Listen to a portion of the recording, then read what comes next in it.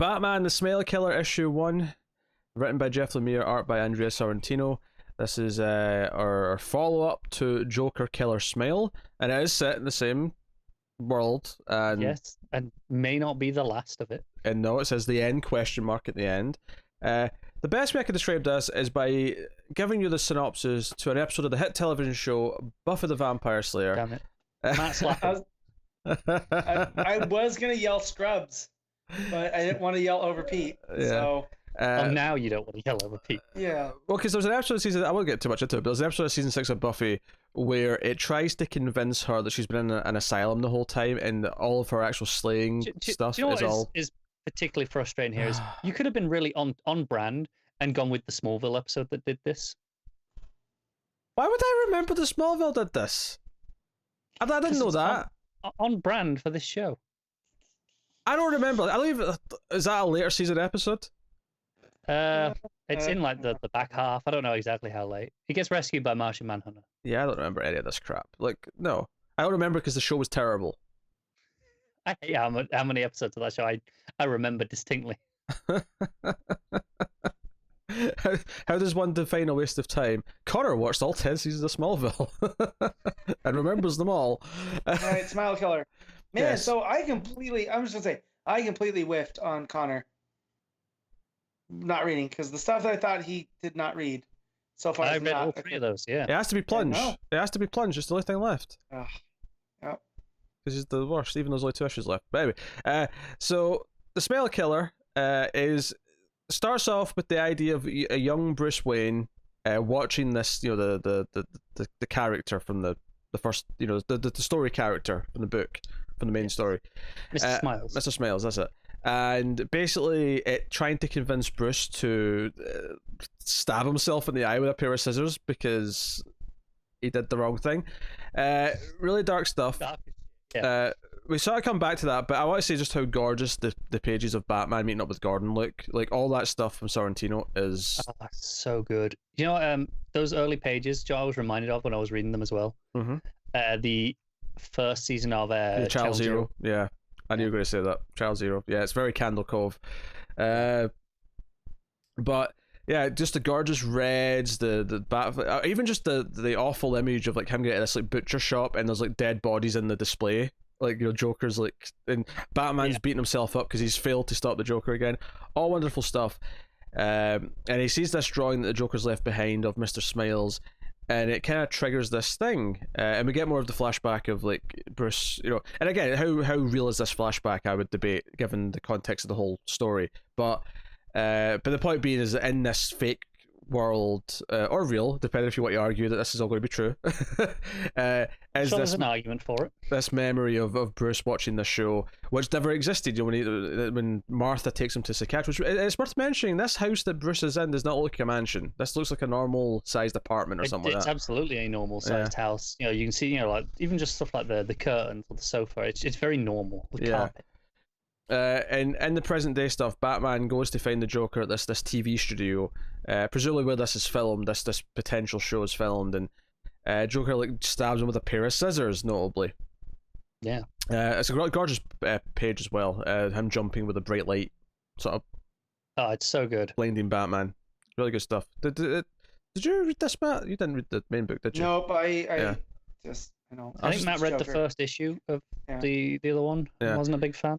But this is where the sort of turn happens, where and it does a little some Joker gas here, which really explains probably why this is just, you know, what you probably think it is. But is then Batman is in Arkham and he's in the cell next to the main character from Killer Smile. Yeah, Ben, I want to say. Yeah, and it's basically like, no, the idea is that Batman's not real. He's been in this cell in Arkham. The head doctor's Doctor, you know, Jim Gordon. Like everything he's believed that he is a lie. And it kind of ties into, you know, the twist with the main book was that this guy actually hadn't been with his family in a long time, and that the Joker gets in your head, and you know, Mr. Smiles isn't necessarily a real Joker. It's not a real person, a real entity. It's this sickness, this thing that gets into you.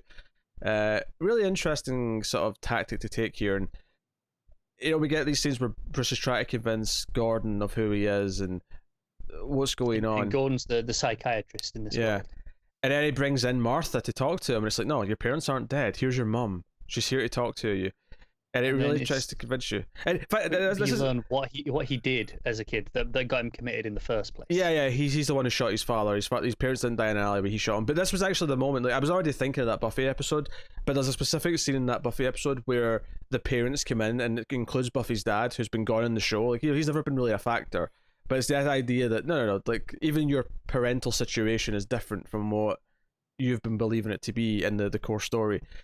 So, and he's even got like clown makeup on when he shoots his dad. Yeah, and this is, Mr. Smiles told him to do it. Yeah, and it's very similar again to what Ben was going to do in the main story. Like when he was going to kill his family, he was wearing clown makeup. So it's really sort of branching them together with this cool like individual idea. And there's a page here where he's in the cell, and it's like completely like it's like a reverse silhouette where he's white and the background's all black. But it's got this like upside down thing as well, where underneath it's like the underworld of it is like what he really thinks he is, which is Batman in the moonlight.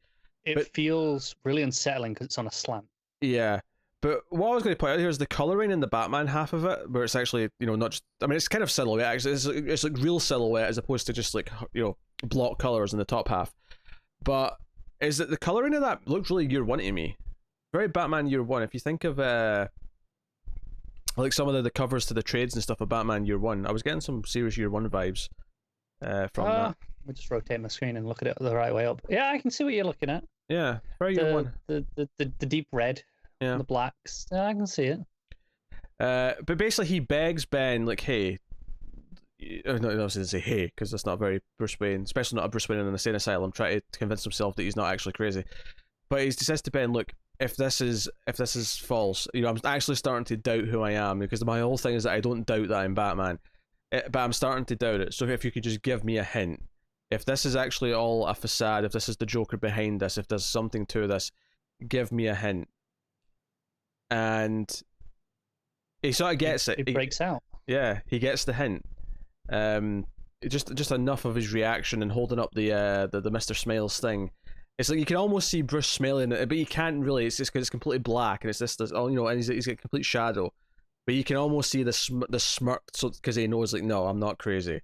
This is the Joker's bullshit. I'm going to get out of this somehow, some way. And he escapes. Yeah, he breaks out. We get the harsh white and black as he jumps out the window, and he's in the rain.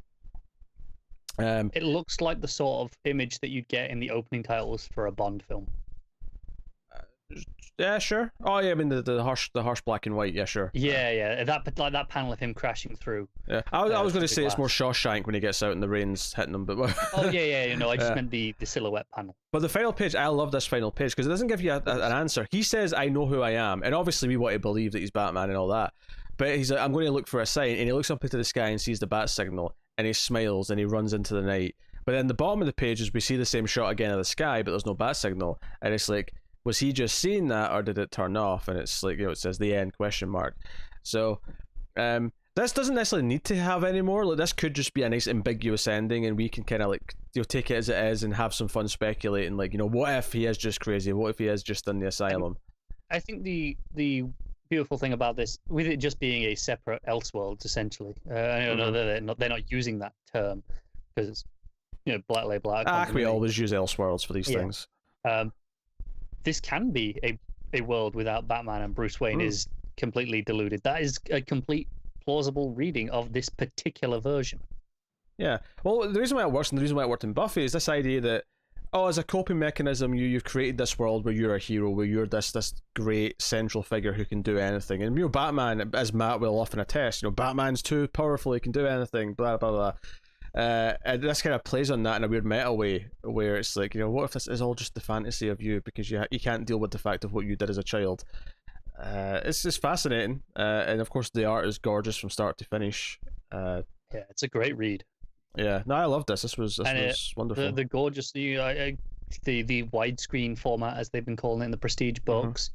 I got this physically, and they give it a sewn bounding and everything. Like it's not glued in like most books. Wow. It's really high quality. It was the same with the Green Lantern thing. That was a sewn binding as well. Interesting.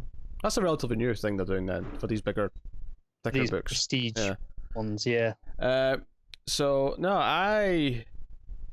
I love this. This was fantastic. This was a really great, and the great thing about it is that you don't even need to have read the miniseries to for this to work on its own. Yeah, I think when this was announced, we thought, oh, this is just a sequel to that in every way, and it is in reality, but it functions really well as a standalone. Because I think we were questioning why not just make this issue 4.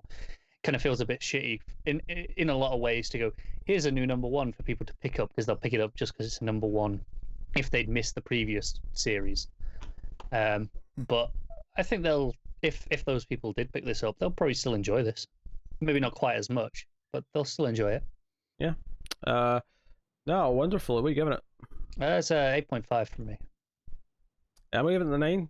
I think it's up there. It's stunning to look at, and is a really nice spin on the Batman's psyche, I suppose, to put it that way.